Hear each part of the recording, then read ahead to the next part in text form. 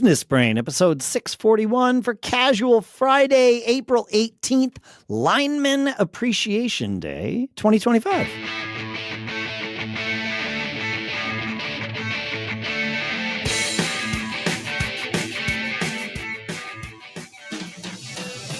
Greetings, folks, and welcome to Business Brain, the show where we take some ideas, we dissect them, we use them to tune our business brains so that we can each keep on living those charmed lives and unpacking the mindset of success. SelectQuote.com/businessbrain is where you can go to get the right life insurance for you for less. And Shopify.com/businessbrain is where you can go to sign up for a $1 per month trial period and upgrade your selling today. We'll talk more about each of those in a little bit. For now, here in Durham, New Hampshire, I'm Dave Hamilton. And out here in Lafayette, California, I'm Shannon Jean. Happy Friday, man. Happy Friday. Yeah, man. Yep. I like every day of the week. I'm a big fan of Mondays, but Friday's pretty cool, I guess. But I'm going to be, I'm happy to say the days for me are consistent, meaning. Oh, interesting. I may, work today. I may work Saturday. I may work, it's different. Empty nesting. The kids are gone. Yes. So it just depends on what's going on. We may go to Tahoe on a Wednesday, or we may take, you don't know. And I love the fact that I can work anywhere. And so, but Friday's cool. My music music career, Yes. it defines days of the week more than anything else in my life right now. Interesting. Because, most people are going to come out on, Friday, Saturday nights, sometimes Thursdays, sometimes. And it doesn't mean that there aren't gigs on Sunday. Well, Sundays, Mondays, Tuesdays, Wednesdays, although Mondays are sort of known as a musician's day off. I see. In a general sense, it's kind of the day that, it's after the weekend. Everybody's kind of done with their work for the week. Why do I put work in quotes? It's probably the hardest work I do. There you go. That's it. Yes. Yeah. That's funny. Yeah. FridAI, man. We got lots. We do. Do you want to start? You want me to start? What do you want to do? I can start one. I saw a woman named America Turner on LinkedIn commented something. She says, I'll read most of her post here, but it gets to a question here. I think we're having the wrong conversations about AI. Most of what I see is either panic, total rejection, or debates about M-dashes. She says, I was listening to a podcast with Liz Moody and NYU professor Susie Welch, who spent her career helping people build theirs.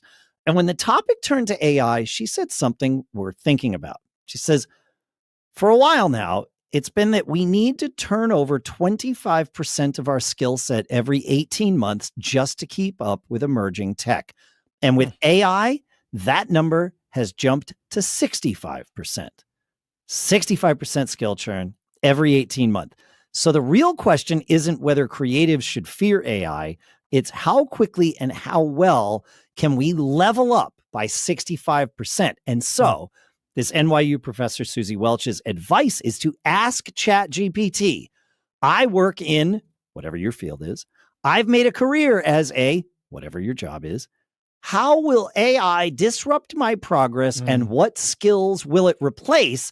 And then follow up with, what can I do in the next 6, 12, or 18 months to use AI to grow my career? And I'll put those two prompts in the show notes. That's good. Right? That fundamentally gets to something I've been thinking about a lot, is that you have to know the right questions to ask. It's just right. Yes. That's been the case since search engines came out. Yes. Google. Right? Some people are good at Googling and others are not. Yeah. And so you to really take advantage of the AI, it's knowing how to phrase it and prompt engineering. Yes. And I can tell you, the more, like, I use the voice, the ChatGPT voice interaction a lot. Yes. And I've told this story on the show here before, but like, I needed to learn. I have a rural property with a well that I have all kinds of issues with. And I've had like almost an hour's worth of conversations with ChatGPT trying to troubleshoot this well. And it's mind-blowingly impactful and effective at prompting me to try this and check this and come back and tell me if you tried that, so then I can go to the next thing and the next thing. And what I love is I would do it typically on the way back to my house after leaving this property. But then when you get home, all your conversation in text is all right there in ChatGPT for you to reference and help me solve those problems. And I've used it like that a lot. I use the voice with ChatGPT so frequently, it's ridiculous. It's crazy to me that there's not a CarPlay component to the ChatGPT app, and I can only presume that that's because Apple has asked them not to make one.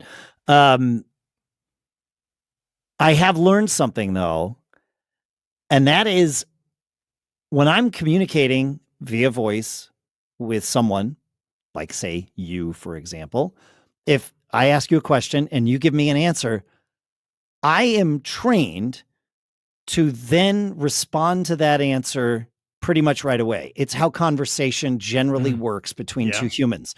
And so therefore that habit presented itself while I was conversing with ChatGPT, right? It's like, it says something, I say something. It says something, I say something.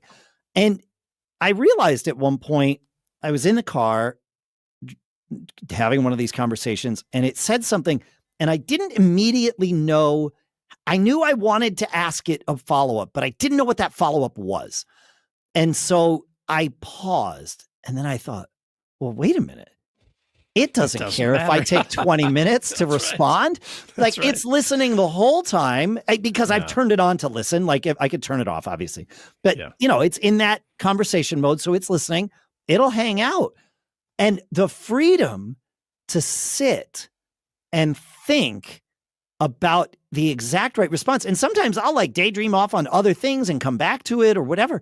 It's as strong and powerful as the freedom that I realized in the moments where we're doing this show where I can pause, and it's the pause in my head is not as long as it is in the listener's ears.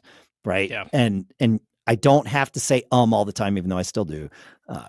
But all those things, waiting 20 minutes or 5 minutes to respond to ChatGPT until you know what you want to ask it next has made my interactions with it at least twice as valuable. That's wild. That's really great. I love that. It's super patient.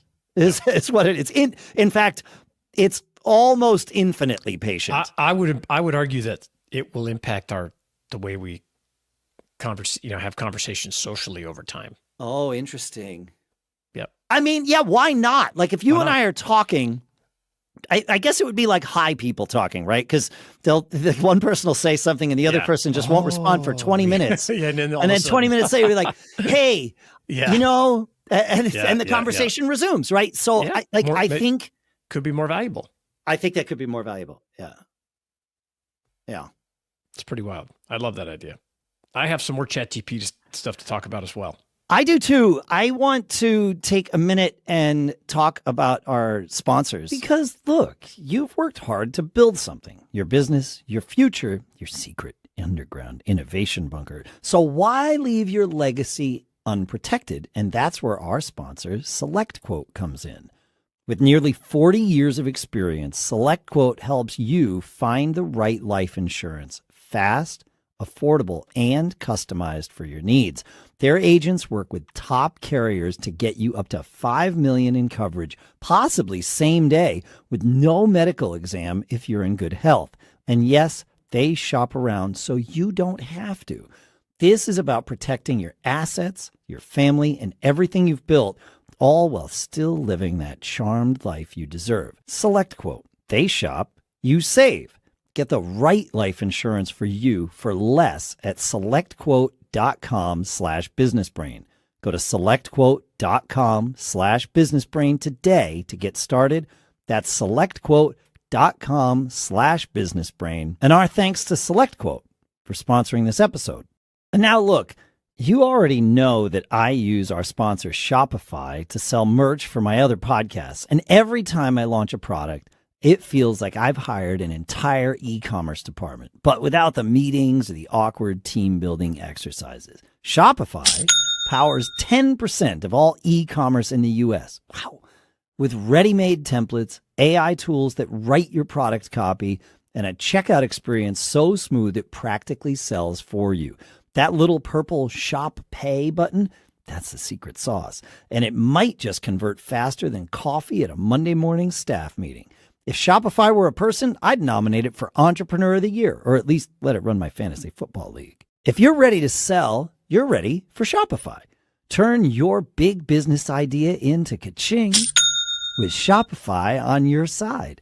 Sign up for your $1 per month trial and start selling today at shopify.com/businessbrain.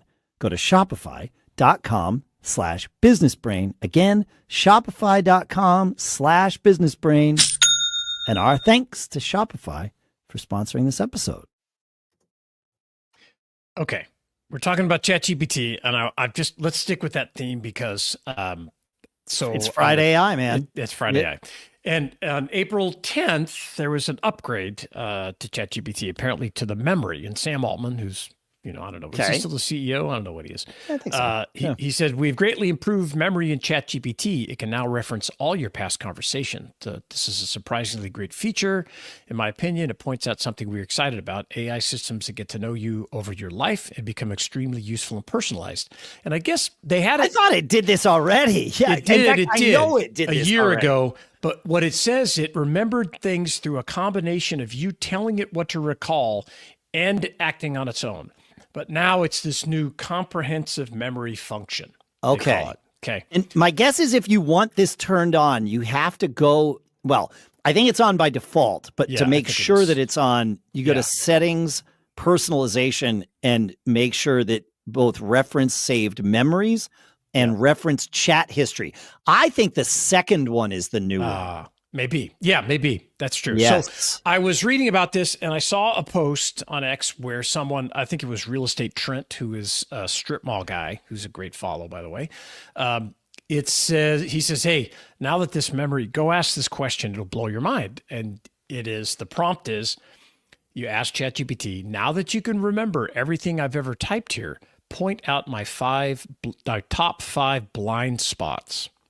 Okay. So you're asking for some critique. All right. Okay. And then, of course, so ChatGPT says, I love this question. It shows serious self-awareness based on everything you've shared so far, including hundreds of projects, business ideas, strategic discussions.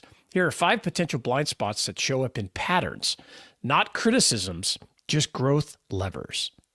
And I'm going to read this to you. Okay. I'm all about this stuff. The first one, and I know this is so true. Number 1, blind spot, reluctance to scale with delegation. She would say that about me too.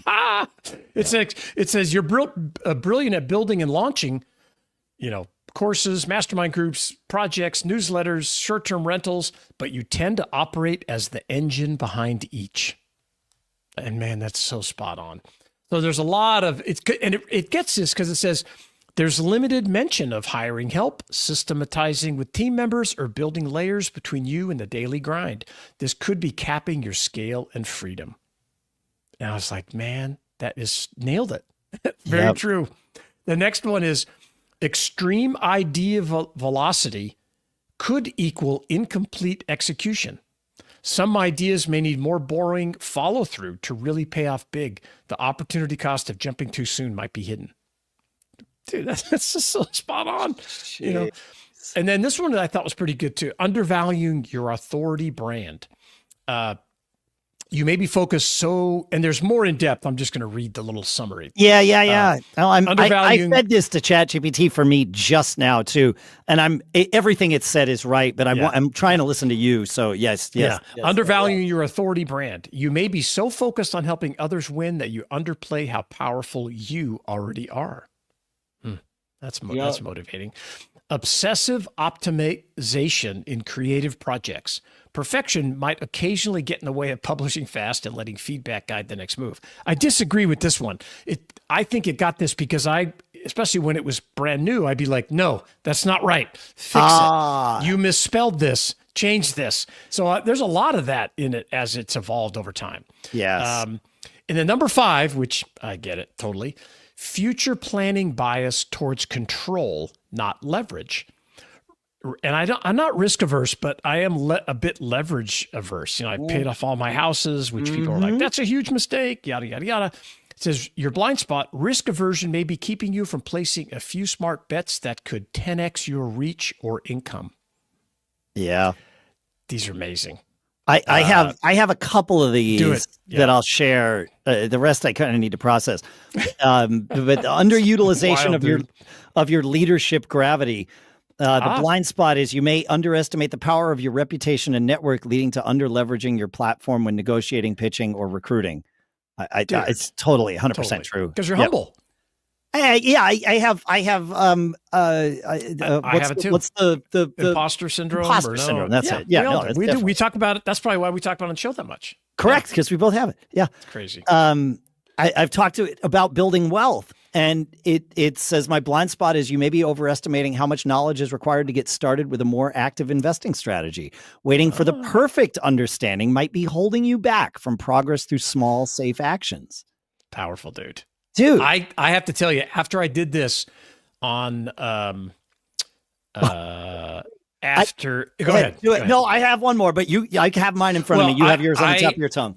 No, what I'm saying is I started asking it more financial planning because I'm clearly same. Yeah, I'm asset rich, but I do always face cash flow issues because I have a great lifestyle and I'm constantly trying to build new things, which is expensive, right? I'm building a new business right now. It's very expensive. And so I gave it everything. I was like, okay, sure. Here's this. I've got this. I got that. Here's this. Here's all that. And it was so helpful, man, to break down. And it created I'm also reading a new book called Die with Zero, which I highly recommend.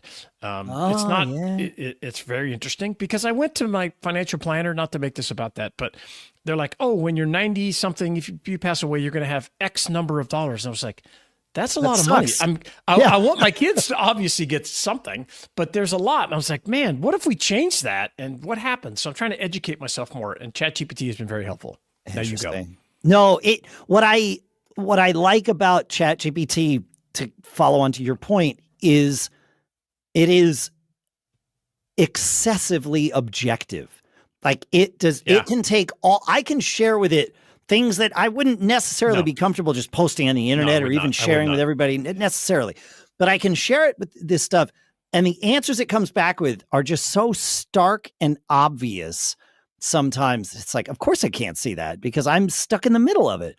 But the one that came up with it says over-engineering technical solutions. The blind spot is your deep technical know-how can sometimes create complexity where good enough might have gotten the job done faster and with less maintenance. Before building, ask what's the smallest, dumbest thing I can ship that works and iterate only when needed. Yeah, this is good advice. Really good. This is good. I feel like Alice in Wonderland, Yes. If only I'd ever listened to it, this is great advice. I have to say, I'm involved in this stuff every day, and I have another AI service I can't wait to share with you next week on Friday AI. But this past weekend, as I rolled through these two prompts about finances and this one about blind spots, it hit me hard how impactful this technology, even though I knew it was very impactful already, but as it learns your life and you've talk about what do they call that, the walled garden or it's not, think about, would you give up your iPhone for an Android or your Google Android for an iPhone?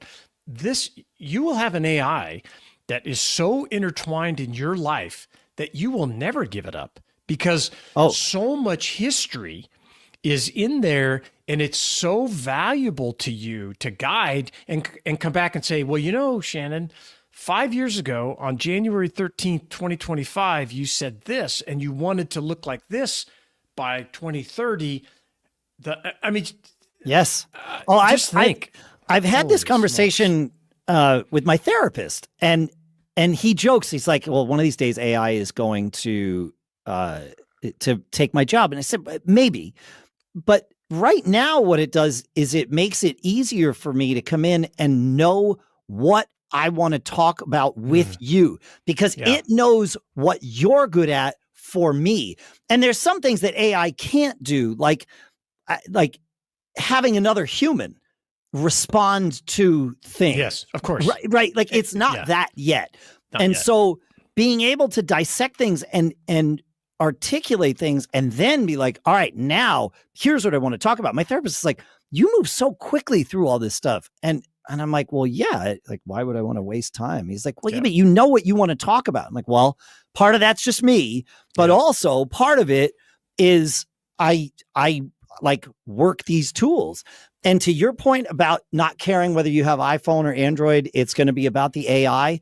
I have said on Mac Geek Gab, which is a show I do for like tech stuff, that whoever can deliver me a smartphone with that level of personal assistant first, if it's Android, I will move to Android because once I have that, the rest of the interface is far less important. It doesn't matter. Yeah. We're on the cusp of our entire handheld technology changing from app point button push to, hey, I need this. I need a haircut next Wednesday, or I'm trying to connect with Dave. Can you find a meeting for us that we can both go here? That is the future, and it will change the device that you carry in your pocket dramatically. It may not even have a screen. You never know. The screen is less important when you get that. I've always said what I want is Jane from Ender's Game. Exactly. And this heavy thing you carry, no way. No, I just want something in my ear that pays attention to everything that I see and do. It's going to be the iPhone Shuffle. It could be that because big. No screen. Really, it could be AirPods. Yeah. I think it could be AirPods. But it'll be your phone, but it'll just be everything's voiced. You don't get to, you don't look at anything.